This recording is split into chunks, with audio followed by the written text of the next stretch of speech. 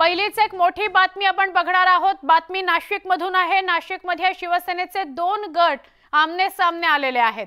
गोदा घाटावर दोन्ही गटांकडून घोषणाबाजी सुरू आहे। खासदार विनायक राऊतांनी तिथून काढता पाय घेतला।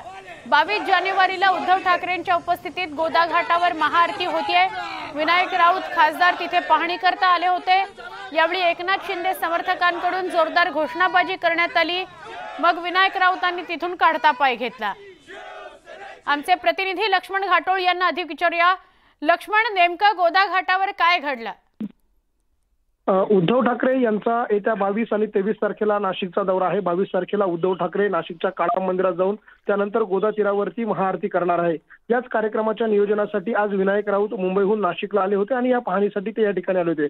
त्यापूर्वीच नाशिक जिल्ह्याचे पालकमंत्री आणि शिवसेनेचे नेते दादा भुसे हे देखील नाशिकच्या गोदा तीरावरती पाहणी करण्यासाठी येत होते। त्यामुळे त्यांच्या स्वागतासाठी शिवसेनेचे पदाधिकारी देखील त्या ठिकाणी उपस्थित होते। त्यामुळे शिवसेना आणि उबाठा गटाचे नेते जे आहे आणि कार्यकर्ते आमने सामने आले आणि याच वेळेला शिवसेनेच्या कार्यकर्त्यांनी एकनाथ शिंदेच्या कार्यकर्त्यांनी जोरदार घोषणाबाजीला सुरुवात केली आणि त्या ठिकाणी असलेल्या उबाठा गटाच्या कार्यकर्त्यांना त्या ठिकाणून काढता पाय घ्यावा लागला। कारण या ठिकाणी शिंदे गटाचे अर्थात शिवसेनेचे कार्यकर्ते मोठ्या संख्येने उपस्थित होते। जोरदार घोषणाबाजी त्यांनी केली। बाळासाहेब वंदनीय बाळासाहेब ठाकरेंच्या नावाचा जय जयकार त्यांच्याकडनं जोरदारपणे करण्यात आला।